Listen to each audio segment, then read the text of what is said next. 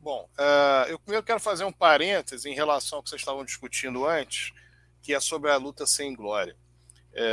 Eu vou dar um exemplo para vocês. Todos mundo sabe que o Casaca sempre foi ligado ao Eurico Miranda.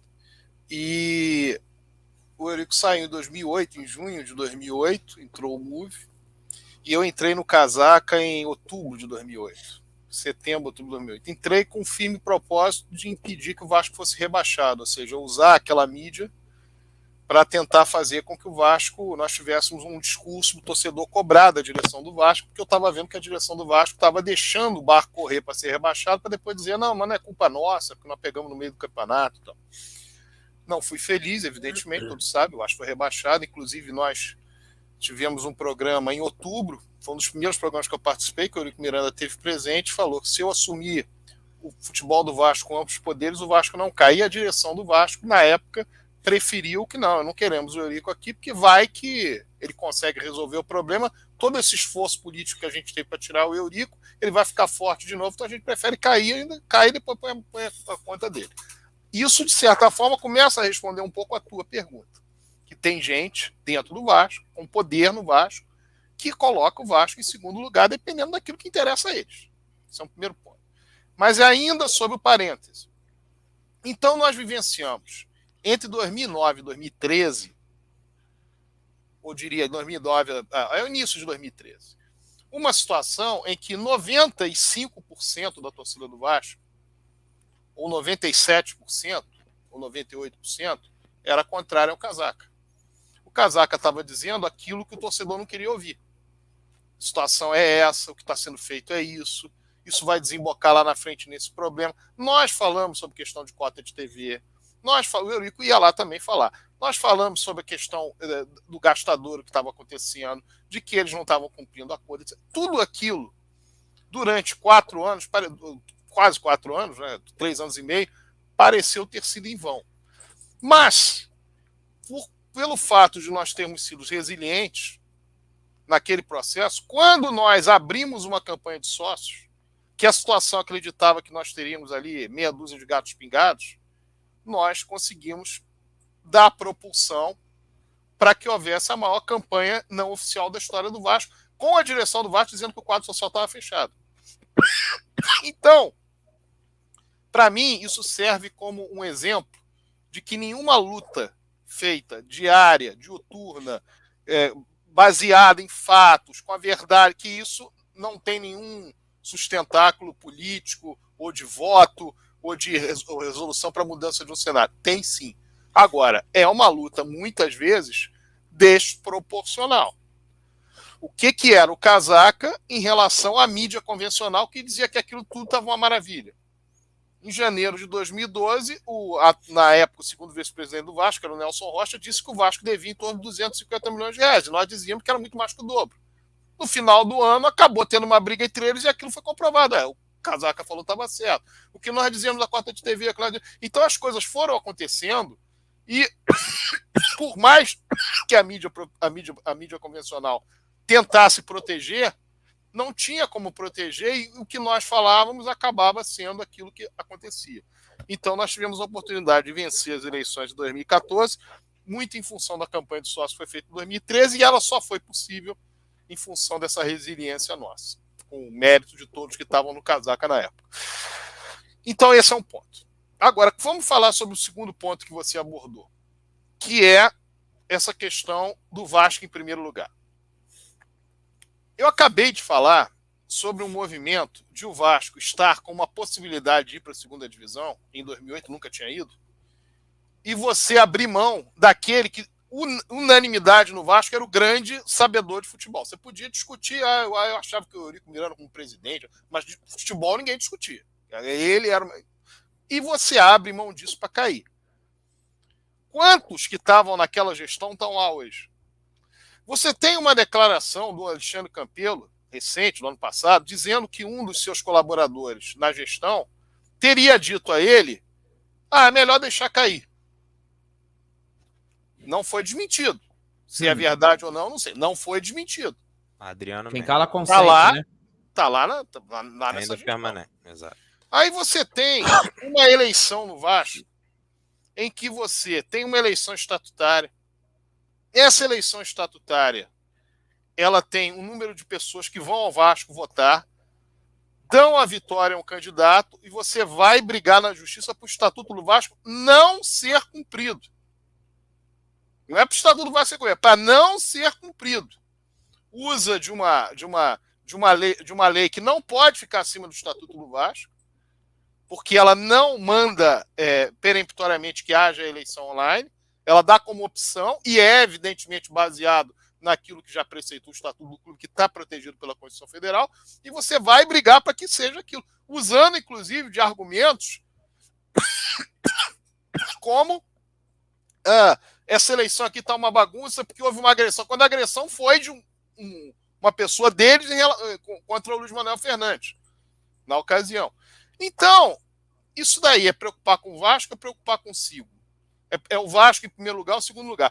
Houve uma grande surpresa nessa eleição. Puxa vida, eu não conhecia o Sérgio Frias, mas eu achei muito bacana essa atitude dele, porque o Sérgio Frias ficou na eleição até o final e tal, não sei o que e tal. Que coisa diferente. Isso é obrigação de qualquer candidato, no momento em que você tem uma decisão da mesa diretora dizendo que a eleição continua. O que eu fiz não é para ser exceção. O que eu fiz era para ser a regra. Ou seja, era para um dos candidatos, vou sair aqui que eu quero tentar dar um golpe e tal. E os outros disseram, não, peraí, isso aqui... Porque o Jorge Salgado me perguntou qual vai ser a sua posição.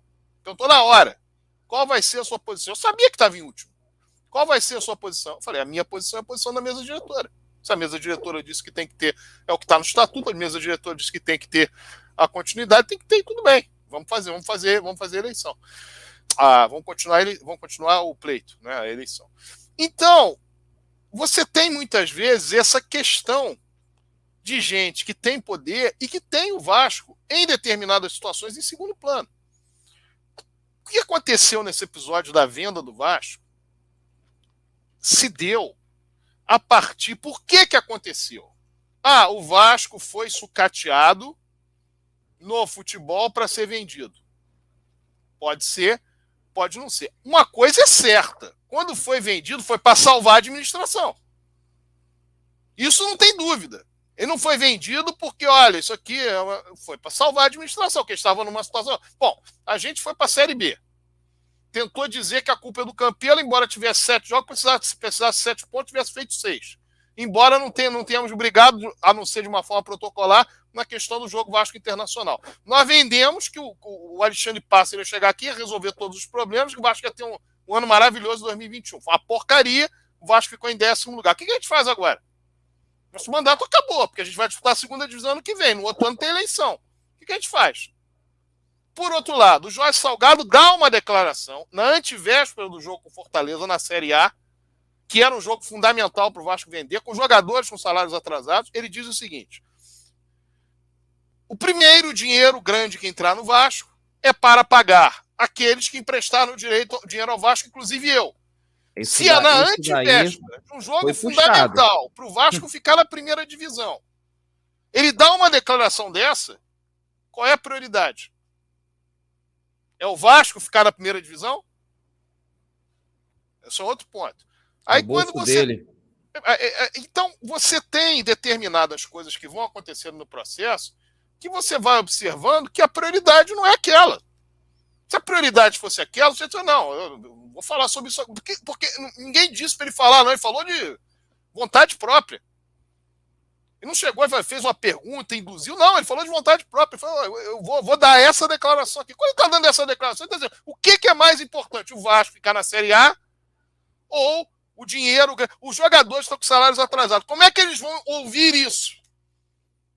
Eu sou presidente do Vasco. Como é que os jogadores do Vasco que estão com salários atrasados vão ouvir esse meu discurso? Sendo que há um mês eu estava em campanha dizendo que eu ia arrumar para o Vasco 30 milhões em 20 dias, mais 60 milhões não sei quando, etc. E aí eu dou essa declaração. Quer dizer, ele dá essa declaração, o Vasco toma de 3-0 do Fortaleza. Era fundamental o Vasco vencer aquele jogo e dá no que deu. Então as coisas vão acontecendo e você tem que observar o seguinte: existe quem é institucional e existe quem coloca acima os seus interesses. que seu interesse, não estou dizendo que é interesse financeiro, é interesse de qualquer ordem, é política. E aí você observa o Conselho Deliberativo do Vasco, com muita gente inexperiente nesse Conselho Deliberativo, muitos conselheiros foram conselheiros pela primeira vez. Eles, usando de um discurso, observe o que aconteceu. No início da gestão, o Vasco foi rebaixado. 2 dias depois, é convocado o Conselho Deliberativo para punição de sócio, que foi a história que desembocou na tentativa e concretização inicial da exclusão do Roberto Monteiro e do Edmilson Valentim, que foram acusados junto com o Silvio Godoy, e que, se você observar, o presidente do clube havia tido a mesma lógica. Eu discordo da lógica deles. Eu entendo que todo sócio do Vasco, pelo estatuto, pode pagar, desde que paga, não pode receber anistia, sócio geral, mas pode pagar e tal. Eles entenderam que não. O presidente do clube, ele também entendeu que não. Mas o Conselho Deliberativo votou, mas votou motivado por quê? É institucional? Não, era perseguição política. E esses conselheiros, que muitos deles nos seus primeiros mandatos, já iniciaram, estrearam fazendo isso. Tentando tirar um benemérito do clube, expulsar um benemérito do quadro social do Vasco.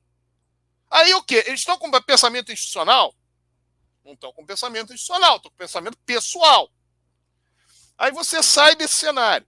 Aí você vê esse episódio da SAF, quando há o primeiro movimento, quem contesta o movimento somos nós. Contesta porque da exclusividade, contesta a forma como está sendo feito, contesta porque é assodado. E o que acontece? Há um prazer em passar o trator.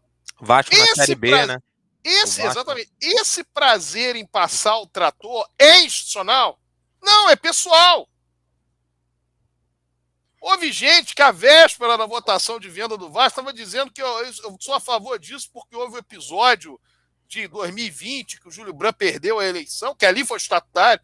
Ah, eu estou fazendo isso porque o Roberto Monteiro é contra. Você está vendendo o Vasco. E o cara está votando sem ver o contrato. Então, isso é uma coisa que vem de as pessoas que estão dentro do Vasco, em quaisquer funções, e sócios do Vasco, o que eles têm que pensar na hora de olhar as coisas em relação ao Vasco. Se você tiver um pensamento institucional, você vai tomar atitudes que vão ser benéficas para o Vasco ou de proteção ao Vasco. Se você tomar atitudes pessoais, elas vão colocar o Vasco em segundo plano e o Vasco pode ser arrebentado, como pode ser em determinado momento vendido da maneira que foi. Então, quando você diz assim, mas poxa, eu olho para isso tudo e fico pensando, isso é um grande esquema, isso é um grande movimento, isso é um hábito que as pessoas, muitas pessoas de dentro do Vasco, fundamentalmente, que se posicionaram contra um apaixonado pelo Vasco, que era o Eurico Miranda, que elas se posicionam baseado nas questões meramente pessoais. Eu não posso reconhecer isso, eu não posso reconhecer aquilo, eu tenho que falar mal daquilo outro, eu tenho que... E aí você começa a tomar atitudes que não são institucionais. Eu digo, repito, falo em todas as lives que eu vou quando eu tenho oportunidade. O problema do Vasco hoje é que a história do Vasco está muito mal contada. O que acontece? Essa mentira criada de 20 anos, é uma mentira que não tem o menor cabimento, mas ela é criada para trazer o torcedor como se o Vasco estivesse na posição que o Botafogo teve entre 1968 e 89, que o Palmeiras teve entre 1976 e 93. Tem nada a ver. A situação do Vasco tem nada a ver com isso. O Vasco foi campeão, teve títulos, e o Vasco teve, nesse século, vamos chegando aí a quase 13 anos, de gestões que tiveram o Vasco em plano secundário. Porque o Vasco, naquele momento, ele podia estar bem ou mal, mas a grande questão era com uma figura, contra um grupo. Esse que foi o problema. E isso trouxe ao Vasco esses problemas todos. Não é à toa, e se vocês já me ouviram falar isso, me perdoem, mas alguns podem que estão ouvindo a live, talvez não tenham ouvido, é por isso que o Vasco, no século XXI, com o MUV e seus penduricalhos, nesses 12 anos, 13 anos, ganhou 5 partidas do Flamengo e perdeu 22. No Campeonato Brasileiro, ganhou 0 e perdeu 8. E com o período sem eles no Vasco, que é o período do Eurico Miranda, o Vasco ganhou 19 e perdeu 16. No Campeonato Brasileiro, o Vasco ganhou 9 e perdeu 5. Isso não é uma coincidência, é um número absurdamente diferente. E não é uma coincidência. Não é uma coincidência com o MUV o Vasco ter sido ser freguês do Botafogo em todas as gestões, do Roberto Dinamite, do Campeiro, do Salgado. E na do Eurico, o Vasco manter a freguesia que o Botafogo sempre teve. Todos nós sabemos disso, o Botafogo é freguês do Vasco de caderno. Então há coisas que aí falam da dívida.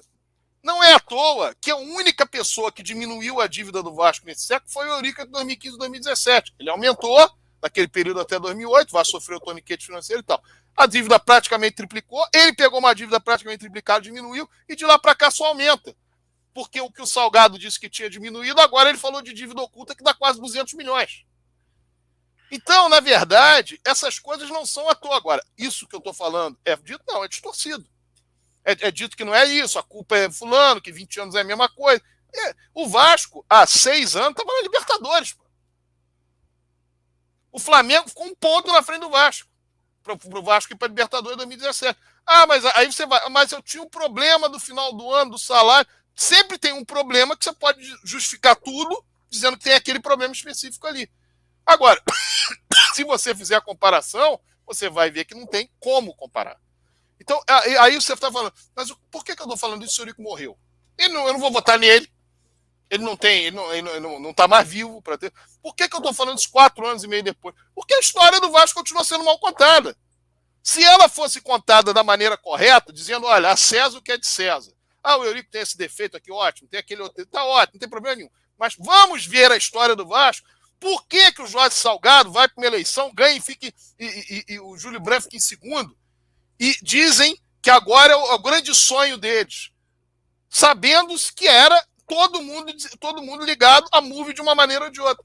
Porque essa virou a retórica, esse virou o discurso, de que o problema não eram eles, o problema era o problema sempre foi eles. Porque eles sempre foram incompetentes, sempre puseram o Vasco em segundo plano.